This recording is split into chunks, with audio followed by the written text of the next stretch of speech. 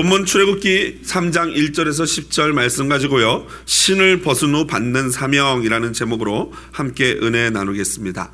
많은 분들이요, 제자 훈련에 대해서 쓸데없이 좀 오랫동안 하는 성경 공부다라고 나름대로 정의를 하는 것을 보게 됩니다. 하지만 제자 훈련은요, 성경 공부가 아닙니다. 제자 훈련은 전 인격적인 삶의 훈련입니다. 그리고 또 삶을 나누는 훈련입니다. 그래서 사실 매주 한 번씩 모여서 교재를 가지고 공부하는 2시간도 중요하지만 그 자리에 오기까지 일주일의 시간을 얼마나 많은 하나님의 은혜와 그 일주일의 시간에 얼마나 많은 하나님의 은혜와 역사가 이루어지는 시간인지 모릅니다. 매일 30분간의 기도의 시간을 채워야 하고요, 한 주에 24장에서 28장 정도의 말씀을 읽습니다. 그리고 2구절을 요절을 암송하고요, 매일 큐티를 가볍게 하고, 그리고 또 일주일에 한 번 제가 드리는 본문을 깊이 D형 큐티를 해서 그 큐티를 기록해 옵니다. 그리고 가끔 생활 숙제가 나가고요, 생활 숙제라는 것은 실제 실천하는 숙제입니다. 그리고 한 2달에 한 번 이렇게 독서, 책을 하나 선정해 드리고 독서를 한 후에 독후감, 한 페이지 정도를 독후감을 냅니다. 그리고 매주 금요일 주일 예배를 참석하고 예배 설교를 듣고 느낀 점을 한 반 페이지 정도를 적어서 제출을 합니다.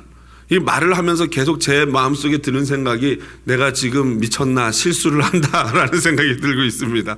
지금 제자 훈련을 여러분들을 이렇게 리크루트 하려면은 이런 비밀은 감춰야 되는데 제가 지금 실수를 했구나라는 생각이 듭니다.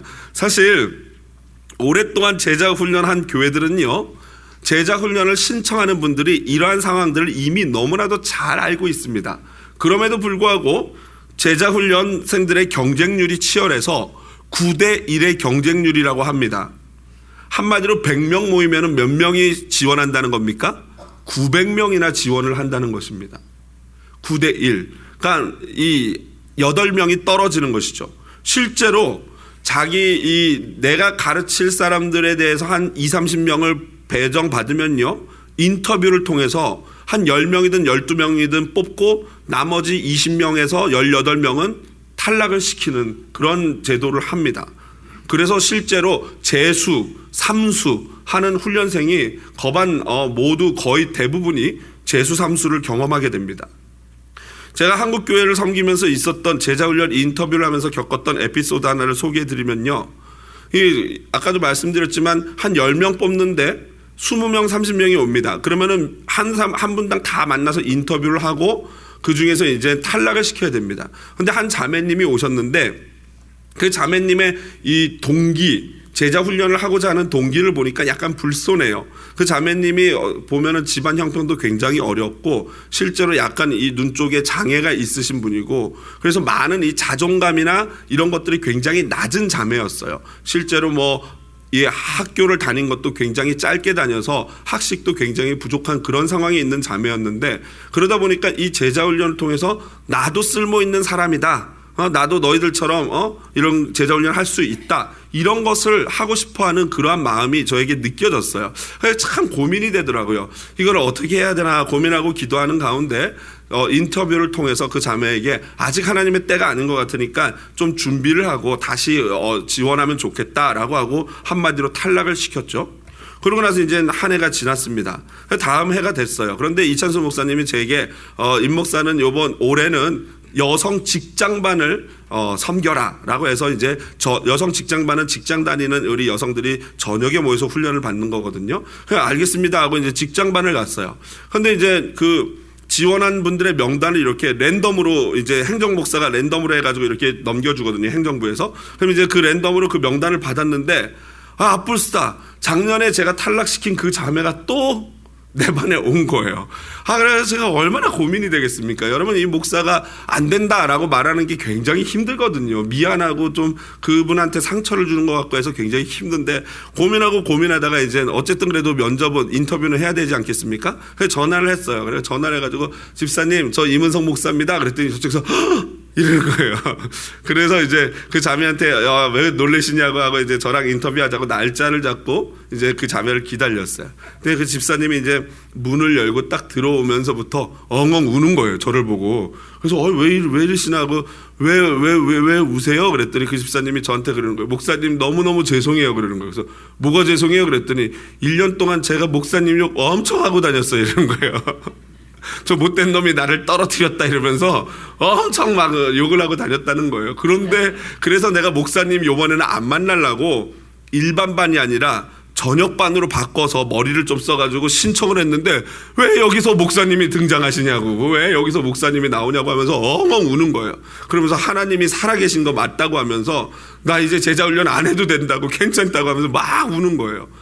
그래서 제가 이제 그 지난번에 인터뷰할 때 그 말씀을 드렸거든요. 집사님의 동기는 이 나를 증명하고 싶어 하는 것 같다. 죄송하지만. 그랬더니 목사님 말 맞다고, 내가 내 자존감이 낮고 해서 이걸 통해서 내가 좀 이렇게 하고 싶었는데 너무 죄송하다고, 하나님 살아계시겠다고 막 계신다고 엉엉 우는데 그 순간에 하나님이 제 마음에 말씀하시는 거예요. 이제 됐다. 이제 가라. 라고 말씀하시는 거예요. 그래서 제가 집사님한테 집사님 이제 된 것 같아요. 합시다 해가지고 제자훈련을 잘했어요. 아주 열심히 잘하고 잘 마쳤어요. 물론 구역장의 은사가 있는 분은 아니셨지만 제자훈련을 마치고 얼마나 밝아지고 얼마나 새로워졌는지 몰라요.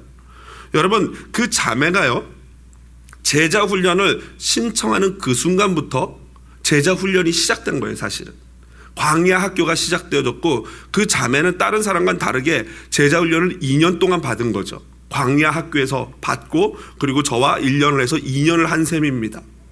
그런데 여러분, 광야 학교라는 것은요, 단지 2년 정도로 끝나는 학교가 사실은 아니에요. 오늘 본문에 등장하는 모세는 자그마치 40년이라는 시간을 광야 학교에서 보냅니다. 여러분, 그 전에 궁중에서 지냈던 시간까지 포함하면 80년이라는 시간을 보냅니다.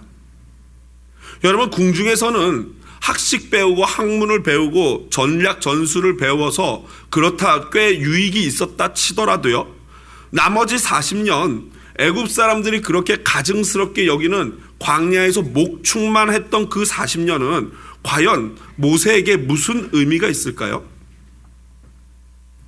도대체 무엇을 위한 40년이고 무엇을 위한 광야 학교였습니까? 무엇을 위한 훈련을 하시려고 모세를 광야 가운데 두셨던 것일까요? 오늘 본문에서 우리는 하나님이 딱 두 가지를 모세에게 말씀하시는 것을 볼 수 있습니다. 첫 번째는 내 발에서 신을 벗으라 라는 명령이고, 두 번째는 이제 가라 라는 것입니다.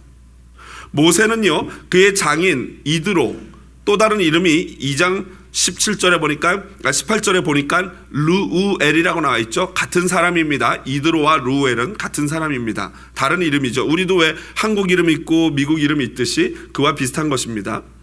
그 장인어른의 양을 치고 서쪽으로 갑니다. 이것은 벌써 이미 모세가 그들의 완벽한 일원이 됐다는 거예요. 양은 재산인데 그거를 온전히 사회에게 맡겼다는 것은 완전히 우리의 식구로 인정한다는 것이죠. 그런데 그날 모세가 머물게 된 곳이 바로 하나님의 산 호렙입니다.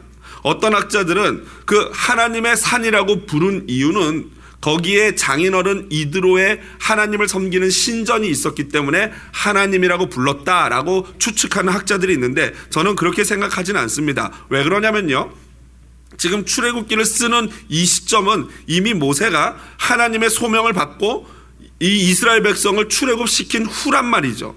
그러니까 모세 입장에서는 호렙산을 하나님의 산이라고 부르는 이유는 내가 그 산에서 하나님을 만났고 내가 또 그 산에서 십계명을 받았기 때문에 바로 그 호렙산이 하나님의 산이다라고 명하는 겁니다. 그리고 이 호렙산의 또 다른 이름은요, 바로 신의 산입니다. 학자들마다 약간의 차이들은 있겠지만 전통적으로 호렙산 이퀄 신의 산입니다. 아마도 여러분 보면은요, 산맥이 있고 산 봉우리에 따라서 이름이 달라지지 않습니까? 아마 시내나 호셉 둘 중에 하나는요, 분명히 산맥에 대한 이름이고요, 또 다른 하나는 그 산맥 중에 산봉우리 피크가 있는 그 산의 이름이 둘 중에 하나였을 것입니다. 어떤 학자는 시내라는 이름이 산맥의 이름이고 호렙이 산 이름이다, 정상의 이름이다 라고 말하는 분도 있고 반대로 말하는 분도 있습니다. 어쨌든 간에 오늘날에도 실제로 이집트가 여기 있으면 그 사이에 홍해가 있고 그 밑부분에 시나이 반도, 시내 반도가 있는데요. 거기 맨 끝에 남쪽 최남단에 위치한 산이 있습니다. 해발 2291m, 피트로 따지면 7516피트의 예벨무사, 게벨무사 또는 예벨무사라고 하는 산이 있는데, 예벨무사라는 뜻 자체가 모세의 산이라는 이름입니다. 지금도 그 산이 현존하고 있고 실제로 성지순례를 가는 분들은 낙타를 타고 새벽에 해돋이를 보러 그 산을 올라간다고 하더라고요. 이곳에서 바로 모세가 희한한 광경을 목격합니다. 그런데 이거는요, 광야에서 흔히 볼 수 있는 일이었습니다. 그 광야에 떨기나무가 있는데 아카시아 닐로티카라는 가시떨기나무예요. 근데 이 나무는 곧게 뻗은 나무가 아니라 밑에서부터 이렇게 줄기가 올라오면 거기서부터 이렇게 가지들이 뻗쳐가지고 왜 흑인들의 머리 부한 머리처럼 나무가 그런 식으로 생겼어요. 그러니까 이 나무는 전혀 쓸모없는, 별로 쓸데가 어디 쓸모짝이 하나도 없는 그런 나무예요. 그런데 광야에서 온도가 높고 건조하다 보니까, 드라이하다 보니까 자연적으로 불이 발생할 때가 있어요. 그럼 불이 붙으면은 그 떨기나무는 금세 다 타버리고 재가 돼서 없어지는 것이 보통인데, 오늘 모세가 본 떨기나무는요, 불이 붙었어요. 타요. 그런데 그 나무가 사라지지 않고 그대로 있는 거예요. 이 전무후무한 경우를 보게 된 것이죠. 왜 이 떨기나무가 불이 붙었는데 꺼지지 않고 계속 타고 있을까? 이에 대해서 모세는 2절로 설명을 합니다. 여호와의 사자가 떨기나무 가운데로부터 나오는 불꽃 안에서 그에게 나타나시니라. 그가 보니 떨기나무에 불이 붙었으나 그 떨기나무가 사라지지 아니하는지라. 설명하기를 자기가 봤을 때 떨기나무가 불탔는데 사라지지 않았는데 그 이유가 뭐냐면은 그 안에 여호와의 사자가 계셨다는 거예요. 말라크 예호와라는 히브리어인데요. 이에 대해서 데이비슨이라는 학자는 다음과 같이 표현합니다. 이 천사는 창조된 천사가 아니다. 그는 여호와 자신으로, 여호와와 다른 존재이면서도 동일한 분으로 나타난다. 무슨 말입니까? 하나님의 사자이지만 그는 여호와 자신이고 동시에 여호와가 아닌 다른 존재다. 이게 무슨 말이에요? 그래서 칼빈은 또는 많은 복음주의 학자들은요, 이 여호와의 사자를 누구로 보냐면요, 제2위격이신 예수 그리스도의 신의 현현으로 보고 있습니다. 한 가지 분명한 사실은요, 이게 진짜 예수님이신지 아니면 진짜 여호와께서 그런 불의 모습으로 나타났는지 정확히는 모르겠지만, 분명한 사실은요, 사자, 불, 여호와, 그리고 4절에 보면은 하나님, 엘로힘이라는 단어가 나오는데 이 네 가지 모두가 사실은 하나의 동일한 실체에 대한 다른 호칭이라는 거예요. 무슨 말씀인지 이해하시죠? 존재는 한 존재이신데 그 존재에 대해서 다른 호칭으로 불려지는 게 사자, 여호와, 하나님, 엘로힘 또는 불이라는 상징적인 이름으로 여기서 불려지고 있다라는 것입니다. 자, 그렇다면은 그 떨기나무가 타지 않는다는 것은 무엇을 의미할까요? 여러분, 떨기나무는요, 보잘것없는 먼저 모세를 상징하는 것입니다. 그러나 더 나아가서 엄청난 불같은 고난을 당하면서도 사라지지 않는 민족인 이스라엘 자체를 상징하고도 있어요. 여러분, 보잘것없는 이스라엘 보십시오. 불과 같은 애굽의 고난과 압제에도 바로가 그 어린아이를 다 죽이라고 명령했음에도 불구하고 이스라엘 백성이 사라집니까? 안 사라집니까? 신기하게 안 사라져요. 여러분, 이스라엘 백성 같은 사람들이 없어요. 남의 나라에서 400년 동안 종살이 했는데 그 민족이 사라지지 않는 민족이 이 이스라엘 외에는 없어요. 70년을 바벨론 포로 잡혀갔는데 그 민족이 사라지지 않은 민족은 이스라엘밖에 없어요. 왜 그렇습니까? 바로 그 이스라엘 민족과 하나님이 함께 하시기 때문인 줄로 믿습니다. 이 비슷한 얘기가 다니엘서에 나오죠. 다니엘 3장 25절, 여러분 화면 보면서 크게 읽어보겠습니다. 왕이 또 말하여 이르되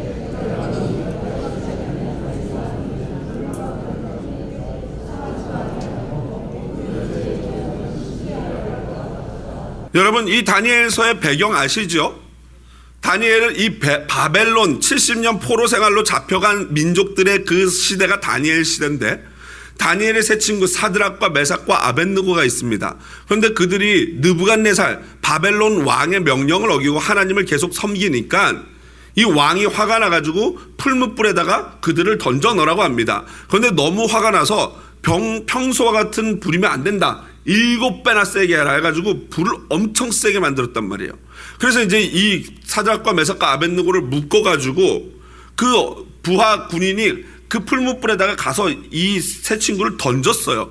그런데 불이 얼마나 강력하든지 이 사람들 사드락과 메삭과 아벳느고를 던지는 그 군인이 근처에 가서 던지다가 타버렸어요. 그렇게 불이 강했단 말이죠. 그런데 던지고 나서 얼른 일어나서 보니까 그들이 타버려야 되는데, 신기하게 그들의 묶였던 이 밧줄들은 다 타버려가지고 자유롭게 움직이게 됐는데, 그 세 명이 그냥 아무렇지도 않게 돌아다니는 거예요. 근데 신기한 거는 거기 한 명이 더 있어요. 그리고 한 명 더 있는 사람에 대해서 넷째의 모양은 신들의 아들과 같다. 누구겠습니까?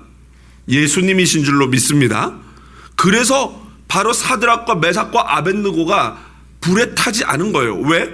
극심한 불이 있지만 그곳에 하나님이 함께 하시면은 불에 타지 않을 줄로 믿습니다. 이게 그동안의 이스라엘이었어요. 여러분 삶 가운데 극심한 고난과 어려움이 있습니까? 생각해 보십시오. 여러분 지금까지 어떤 삶을 살았습니까? 불같은 삶을 살았을 거예요. 고난과 어려움, 역경, 풀어쓰라고 말로 하라 그러면 밤새실 것입니다. 그런데 사라지지 않고 여기 잘 계시단 말이에요. 옆에 분 보고 한번 참 용하십니다. 참 대단하십니다. 여러분, 우리가 어떻게 이렇게 용하게 불에 타지 않고 사라지지 않고 있을 수 있었을까요? 하나님이 여러분과 함께 하셨기 때문인 줄로 믿습니다. 그 하나님이 보잘것없는 나, 보잘것없는 우리 가정, 보잘것없는 우리 공동체, 우리 나라와 함께 하실 줄로 믿습니다. 그러므로 앞으로도 우리의 가정, 이 대한민국, 보잘것없는 우리 공동체는 없어지지 않을 것입니다. 의심치 마시기 바랍니다. 세 번째로 하나님께서 이제 모세에게 명령하십니다. 내 발에서 신을 벗으라. 2번이나 모세야 모세야 부르십니다. 이것은 사랑과 진실의 부르심입니다. 그런데 여기서 하나님이 말씀하시기를 내가 선 곳은 거룩한 곳이니 신발을 벗으라 그래요. 왜 거룩한 곳일까요? 송변양 교수는요, 성경에서 시간을 거룩하다고 말씀하신 적은 있어요. 안식일이죠. 안식일은 거룩하니 그 시간을 지키라고 말씀하십니다. 그런데 공간을 거룩하다고 하신 경우는 이것이 처음입니다. 왜 이 호렙산, 바로 이 광야가 왜 거룩합니까? 이 호렙산 광야가 거룩한 이유는요, 바로 이곳에 누가 임재하셨습니까? 하나님이 임재하셨기 때문이. 여러분, 거룩의 구분은요, 어떤 거룩한 장소가 따로 있는 게 아니에요. 황금으로 도금을 하고 대리석을 깐다고 해서 그 장소가 거룩해지는 게 아니라 그곳에 하나님이 함께 하실 때 그 장소가 거룩해지는 줄로 믿습니다. 호렙의 의미, 호렙산, 그 호렙이라는 뜻이 뭔지 아십니까? 황폐함이에요. 황폐함. 여러분, 황폐한 우리 가정, 떨기나무처럼 보잘것없는 나, 황폐한 우리 자녀, 떨기나무처럼 보잘것없는 우리 부부, 우리 공동체라도 하나님이 그곳에 임재하시면 그것이 바로 거룩의 장소요, 예배의 자리요, 은혜의 자리요, 하나님의 일꾼이 되는 광야 학교 은혜의 자리로 변화되어질 줄로 믿습니다. 이게 바로 오늘 본문이 우리에게 알려주시는 거예요. 자, 그렇다면은 하나님이 신을 벗으라고 합니다. 왜요? 그게 도대체 뭐길래? 맥케이라는 학자는요, 이렇게 말합니다. 이것은 땅의 더러움과 접촉한 모든 것을 없이 하는 일을 상징하는 것이다. 신발로 더러운 곳 아무데나 막 밟고 다니니까 이제는 그 더러운 신발을 벗으라는 얘기예요. 이걸 영적으로 바꿔 말하면 카스토라는 학자는 이렇게 얘기했어요. 여행으로 더러워진 내 신을 신고 이 땅을 밟지 마라. 하나님이 계신 곳은 거룩하니까 내 마음대로 내 뜻대로 살던 그 더러운 신발을 신고 하나님이 계신 거룩한 곳으로 오지 말라는 거예요. 그러면 죽어요. 여러분, 신을 벗는다는 것은요, 종이됨을 의미합니다. 내가 종이다. 여러분, 가장 종 중에 천한 종이 신발을 벗고 다녔어요. 가장 천한 종은 신을 안 신겼어요. 그리고 그 종이 하는 역할은요, 가장 어리고 가장 천한 종인데, 그 종이 하는 역할은 주인집에 손님이 오면요 냉큼 달려갑니다. 그래가지고 그 물을 떠와가지고 그 손님의 발에서 신을 벗기고요, 그 냄새나고 땀나고 먼지 묻은 발을, 발가락 사이사이를 그 물로 깨끗이 씻깁니다. 그리고 수건으로 그 발을 닦아서 뽀송뽀송하게 만든 후에 깨끗한 발로 주인의 안방에 있는 카펫을 밟게 합니다. 이게 그 종이 하는 일이고요. 그래서 손님은 신을 벗어야 됩니다. 여러분, 지금 하나님은요, 모세를 당신의 종으로 부르고 계세요. 동시에 하나님은 모세를 당신의 손님으로 초대하고 하나님의 안방으로, 거룩한 그 성소로 초대하고 있는 것입니다. 그렇다면 그 하나님의 거룩한 부르심에 응답하기 위해서 어떻게 해야 되겠습니까? 자신의 더러운 것을 씻어야 해요. 내 모든 권리를 내려놓고 종이 되어야 합니다. 한마디로 신을 벗는다는 것은 죄사함을 받는 것이고 거룩함을 받는 것입니다. 바로 하나님은 이것을 위해서 먼저 모세를 부르고 계시는 것입니다. 이것이 바로 신을 벗는다의 의미예요. 저와 여러분이 벗어야 할 신은 여러분 무엇입니까? 지금 여러분이 어떤 신들을 신고 계시고 그래서 아직도 하나님의 종으로 헌신하지 못하고 계십니까? 내가 벗어버려야 될 신, 아집의 신, 교만의 신, 고집의 신, 쾌락의 신, 그것이 무엇이든지 오늘 그 신을 내 발에서 벗어버리는 역사가 있기를 주님의 이름으로 축복을 드립니다. 하나님은 이제 두 번째 명령을 하시는데요, 먼저 6절 7절을 보시면요, 2장 23절부터 25절에 나왔던 하나님과 관련된 네 가지 동사가 여전히 나옵니다. 먼저 6절에 보면 아브라함의 하나님, 이삭의 하나님, 야곱의 하나님이다 라고 말씀하시는 것은요, 언약을 기억하시는 자카르, 지난주에 말씀드렸던 첫 번째 자카르, 기억하시는 하나님. 7절에 보면요, 7절 여러분 한번 보십시오. 여호와께서 이르시되 내가 애굽에 있는 내 백성의 고통을 분명히 보고 라아 하시는 하나님, 그들이 그들의 감독자로 말미암아 부르짖음을 듣고 쉐마 들으시는 하나님, 그 근심을 알고 야다 하시는 하나님, 아시는 하나님. 이게 하나님이에요. 내가 곧 모세인 내가 볼 때는요, 어떤 일도 벌어지지 않았어요. 그런데 하나님이 보시고 라하시고, 하나님이 기억하시고, 자카르 하시고, 하나님이 쉐마 들으시고, 그리고 하나님이 야다 아시고 나니까 구원이 이루어지는 줄로 믿습니다. 하나님이 보고, 하나님이 기억하시고, 하나님이 듣고, 하나님이 아시면요, 역사가 일어나요. 구원이 시작되는 겁니다. 여기서 가장 중요한 동사가 8절에 나오는데요, 8절 보십시오. 내가 내려가서, 이 내려가서라는 동사예요. 여러분, 유호준 교수님은요, 이 내려가서가 바로 하나님의 파토스라고 합니다. 여러분, 파토스가 뭡니까? 아리스토텔레스가 말했던 수사학의 세 가지 중에 하나예요. 뭡니까? 로고스, 말씀, 에토스, 그 다음에 파토스, 이렇게 세 가지가 있는데, 이 파토스는 한마디로 청중들과 함께 감정이입이 돼서 청중들의 마음을 이해할 때 그 설교나 그 설명이 힘이 있다는 거예요. 여러분, 간증이 왜 은혜롭습니까? 남 얘기가 아니고 내 얘기처럼 들리기 때문이에요. 그게 바로 감정이입이거든요. 우리 하나님은 우리 인생을 만들어 놓으시고 그냥 네 멋대로 사세요 하고 내버려두고 상관 안 하시는 분이 아니에요. 그건 그리스 로마 신화에나 나오는 신의 모습이지, 하나님은 우리를 만드실 뿐만 아니라 그곳에 같이 함께 내려오셔서 우리와 함께 하시는 분인 줄로 믿습니다. 이 사상이요, 구약에서 쉐키나, 하나님의 임재의 사상으로 되고요, 그것이 신약으로 넘어가면은 무엇이 됩니까? 하나님이 육신이 되어 우리와 함께 하신다. 뭡니까? 그렇죠. 임마누엘, 하나님이 바로 하나님이 우리와 함께 하신다. 바로 이거예요. 쉐키나, 하나님이 우리와 함께 하시고 내려오셨다, 이겁니다. 그게 바로 인카네이션, 성육신하신 하나님이 인간의 몸을 입고 이 땅에 오신 사건, 그것이 바로 이 땅에 내려오셨다라는 것입니다. 그러면 그 하나님이 왜 애굽으로 내려오셨을까요? 왜 예수 그리스도께서 유대 땅에 인간의 몸을 입고 이곳에 오셨을까요? 본문이 그 해답을 두 가지로 줍니다. 8절 보시면요, 왜 오셨나? 첫 번째로 내가 내려가서 그들을 애굽인의 손에서 무엇 하십니까? 건져내고 나찰 구원하다라는 거예요. 이것은요 2장 19절에 보면요 십보라가, 그러니까 모세의 아내가 자기 아빠에게 설명을 합니다. 어떻게 이렇게 일주갔니 하니까 한 애굽 사람이 우리를 건져냈어요, 나찰했어요. 이게 바로 구원했다는 거예요. 하나님이 오신 이유는 우리를 구원하시기 위함인 줄로 믿습니다. 예수님이 오신 이유도 우리를 죄에서 구원하시기 위함입니다.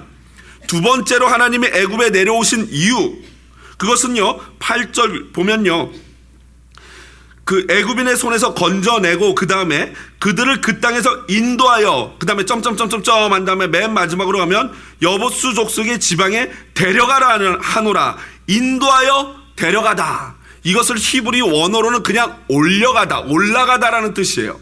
한마디로 하나님은 이스라엘 백성을 애굽에서 구원해서 가나안 땅으로 올려보내기 위해서 이 땅에 내려오셨다는 거예요. 예수님은 우리를 죄에서 구원하셔서 영적인 가나안, 영원한 가나안 천국으로 올려보내기 위해서 이 땅에 오신 줄로 믿습니다. 말씀을 마무리합니다. 그런데 여기 놀라운 반전이 있어요. 그러면 그냥 하나님이 하시면 되잖아요. 능력 많으신 하나님이 그냥 알아서 하시면 얼마나 편하고 좋습니까? 그런데 하나님이 일을 그런 식으로 안 하셔요. 어떻게 하십니까? 꼭 대행자, 꼭 누군가를 세워서 그 사람이 그 일을 하게 합니다. 그게 누굽니까? 모세인 줄로 믿습니다. 그게 누굽니까? 바로 예수 그리스도예요. 그래서 하나님이 모세에게 그 백성을 위로하고 구원하라는 사명을 주셨어요. 신발을 벗으라고 하신 이유가 바로 이 사명, 이제는 가라, 이 말씀하시려고 신발 벗으라 그런 거예요.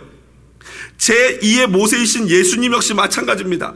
하나님이 그를 보내신 이유는 백성을 위로하고 고치시고 죄에서 건지시고 그들을 천국으로 이끌어 올리라는 사명을 주신 거예요. 그런데 이제 이 일을 누구에게 맡기고 계십니까? 여기서 어떤 분은 오늘 제자훈련 수료하신 분들한테 맡기시는 거 아니에요? 맞지요. 그분들에게 맡기시는 것도 맞는데요, 그분들 뿐만 아니라 바로 다시요, 제가 바로 하면 나 이러시면 됩니다. 바로 아멘. 바로 저와 여러분에게 그 일을, 예수가 하신 일, 모세가 하신 일, 그 백성을 위로하고 그들을 건져내고 그들을 천국으로 인도하는 일을 저와 여러분에게 맡기신 줄로 믿습니다. 이제 가라, 하나님의 때가 되었습니다. 단 내 신을 벗은 자에게만 그 일을 맡기시는 것입니다. 나의 신을 벗고 하나님의 거룩한 사명, 이제는 가라 라는 사명을 받기 위해서 모든 죄와 아집, 고집, 교만을 벗어버리고 오늘 이 시간 거룩하신 하나님의 대행자 되시기를 주님의 이름으로 축복드립니다.